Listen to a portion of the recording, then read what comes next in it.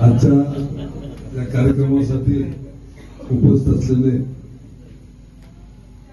या राधानगरी विधानसभा मतदारसंघाचे युवा नेते, आमचे तरुण मित्र, आता मित्र म्हणाले, आता भाचा म्हणून सांगत नाही, मित्र राहुल देसाई, त्यांचा आज त्या ठिकाणी कितवा वाढदिवस माहिती बरोबर. तरुणांचं आशास्थान, शिवसेनेचे तरुणांचं आशास्थान प्रकाशराव पाटील तरुणांचं. त्याचबरोबर आमचे गारवलीचे सहकारी मित्र आणि प्रथम नागरिक प्रकाशराव भास्कर साहेब, त्याचबरोबर या ठिकाणी शिवसेनेचे तालुका प्रमुख ना दुसऱ्या देवी विसरत नाही. बचाराम गुरुवांचे तुमचे सगळ्यांचे आता पहिले ते तालुका प्रमुख होते, बाळासाहेब गुरु असतील, त्याचबरोबर गोकुळचे सुपरवाजार पाटील साहेब, DS देसाई, त्याचबरोबर आमचे शेख साहेब आणि उपस्थित या ठिकाणी संदीप, त्यातून गारगोडीहून नागरिक खास या कार्यक्रमात उपस्थित आलेले के आणि उपस्थित सर्व बंधू आणि भगिनींनो आणि शिवसेनेचे काय म्हणायचं शिवसैनिक, उभाटा गटाचे शिवसैनिक, उभाटा पक्षाचे आता खरं नवीन आता मी गेले 50 वर्षे काँग्रेसचं काम करतोय. आमचे तसे ते आता शिवधडे येते म्हणजे आमच्या शिवला शिव लागणे फक्त नदीमध्ये आहे, त्यामुळे संपर्क मधला सारखा तुटत होता. आता संपर्क तोडून चालणार नाही. या ठिकाणी आता संदीपनं सांगितलं की शिवसेनेमध्ये कशा पद्धतीचं काम केलं त्यांनी आणि या शिवसेना पक्षाला कशी उभारी आणली आणि त्याचं तळागाळाच्या कामाचं या ठिकाणी त्यांनी पता बसलाय. आज जर बघितलं तरी उमदा नेतृत्व दररोज सकाळी उठून गारगोडी असेल, पाडगाव असेल, कोल्हापूर असेल, आता जिल्ह्याचे उपप्रमुख आहेत ना ते, त्यामुळे सगळ्या ठिकाणी जायला लागते आणि सामान्य माणसाची तळागाळात आणली नडलेली जी कामं आहे ती त्यांच्या माध्यमातून त्यांना सामान्य माणसाला न्याय द्यायचं ते काम करत होते. मधल्या काळात मला वाटतं ते संजय गांधी निराधार योजनेचे अध्यक्ष सुद्धा होते. आता कसे झाले माहीत नाही, पण होते आणि त्या कार्यकाळामध्ये सुद्धा त्यांनी अत्यंत चांगल्या पद्धतीचं काम केलेलं आहे. या तालुक्यामध्ये सामान्य माणसाला पेन्शन मिळवून द्यायचं काम अत्यंत चांगल्या पद्धतीने केलेलं आहे. आमचेही काही कामं ते त्या काळात करत होते, कारण आम्ही जरा विरोधात होतो. आता आम्ही काही सगळं विरोध आणि हे असं काही आमच्या डोक्यात नसतंय काय. मग अशी संदीपनं सांगितलं की आता महाविकास आघाडीचं आपण सर्व मंडळी मिळून काम करतोय. या तालुक्यामध्ये या मतदारसंघामध्ये जर आज बघितलं तर आपल्याला खूप काम करावं लागणार आहे. आज या वाढदिवसाच्या निमित्तानं एका उमद्या कार्यकर्त्याला आपण ताकद द्यायचं काम करायचं आहे, त्यांना शुभेच्छा द्यायच्या आहेत आणि त्यांच्याकडून अत्यंत चांगल्या पद्धतीची कामं कशी करता येतील ते आपण बघायचं आहे. महाविकास आघाडी म्हणून एका राष्ट्रीय पक्षाचा अध्यक्ष म्हणून, तालुक्याचा अध्यक्ष म्हणून आम्ही त्यांच्याबरोबर सदैव आहोत. आणि आज एकदम मला वाटते सम्राटची आठवण येते. आमचा तसा कॉम्रेड सम्राट जरी असला तरी पुरोगामी विचार मंचाचा तो मला वाटतं अध्यक्ष ना ठीक आहे, अध्यक्ष आहे. आताच मला वाटतं त्याचा कोणाला 7 तास निघालोय.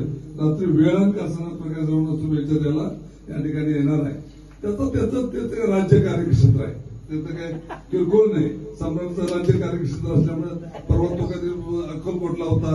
अशा वेगवेगळ्या महाराष्ट्रामध्ये वेगवेगळ्या ठिकाणी जे आंदोलन असतात त्या ठिकाणी जाण्याचं ते त्यांना प्रामुख्यानं त्यांना पहिली पसंत आहे.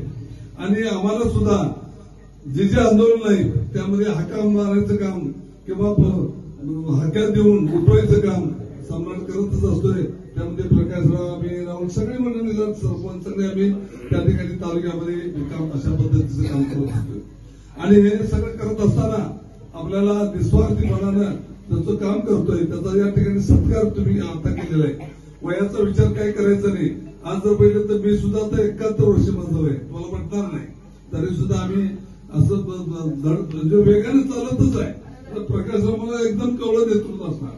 आमच्या विषय फार निम्म्या वयानं असं असं मला वाटतंय. मला माहिती आहे जोपर्यंत मी नंतर कार्यक्रम झाला की जाणून घेतो. त्या मनानं त्या पद्धतीचं काम करायला पाहिजे. बचाराम गोरवणे मग असे उल्लेख केला की आपण या तालुक्याचं प्रमुख म्हणून तुम्ही काम केलेलं आहे शिवसेनेचं, आणि त्यावेळी ते शिवसेनेचं इथं उपप्रमुख आहे, शाखा प्रमुख, आणि शाखा प्रमुख ते जिल्ह्यामध्ये ते त्यांनी देवणे साहेबांच्या मला वाटतं त्यांच्या विचारानं, ते संजय पवारांच्या विचारानं ते प्रेरित होऊन अत्यंत चांगल्या पद्धतीचं धडाडीचं त्यांनी काम केलेलं आहे. परवा राहून मला मुद्दाम माहिती या ठिकाणी उल्लेख करतो. आम्ही जरासं भांडून इकडे तिकडे संघात एक त्यांचा सदस्य घ्यायचा म्हणून भांडण करूनच, अक्षरशः भांडण करूनच. आता ह्यांना कसं यश मिळालं मला माहित नाही, पण आम्ही भांडण करायचं काम केलं आणि योग्य पद्धतीने ते भांडण केल्यामुळे यांना यशापर्यंत पोहोचवायचं काम केलं. त्याचा थोडासा महत्वाचा वाटा मी उचललाय. आणि सगळ्यांच्या डोक्यात कल्पना होती की आता सामुदायिकपणे या तालुका संघामध्ये सगळे पक्ष त्या ठिकाणी आहेत, भाजप सोडून सगळे पक्ष आहेत, आणि ते एक नाव म्हणून ते येतील आणि प्रकाश पाटील येतील. प्रकाश पाटील येतील म्हटल्यानं बऱ्याच लोकांनी म्हटलं कुणाच नाव आहे. अरे प्रकाश आला का नाही आधी कोण आला का येऊ दे. पण हे मलाही माहित होतं प्रकाशनं बचाराम गुरुवांचं नाव दिलं आणि त्या ठिकाणी सामान्य माणसाला न्याय द्यायचं काम केलं. त्याबद्दल तुमचं मी तालुका संघाचं उपाध्यक्ष म्हणून त्यांचं अभिनंदन करतो. आता मग सांगितलं ज्यांनी त्यांना शाखा प्रमुख केलं त्यांनी ते संघात त्यांना तिथं मिळून बसवलं, म्हणजे आपण गेले नाही. म्हणजे हा सुद्धा एक वेगळा विचार आहे. म्हणजे मुद्दाम या ठिकाणी मी उल्लेख करतो, बरोबर आहे ना बचाराम?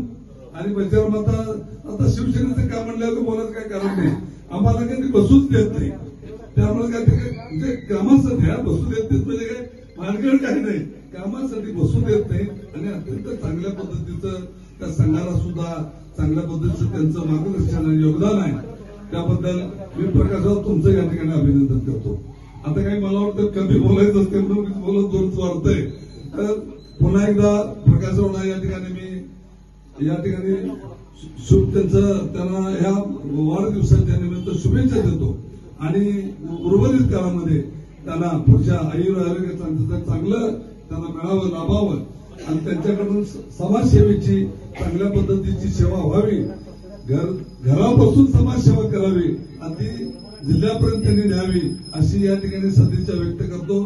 आणि त्यांना खूप खूप शुभेच्छा देऊन त्यांना सुद्धा पुढच्या भावी आयुष्यामध्ये त्यांना कुठे जर पुढे उभारी मिळत असेल तर आमची सर्व या काँग्रेस पक्षाची ताकद त्यांच्या पाठीमागे लावू.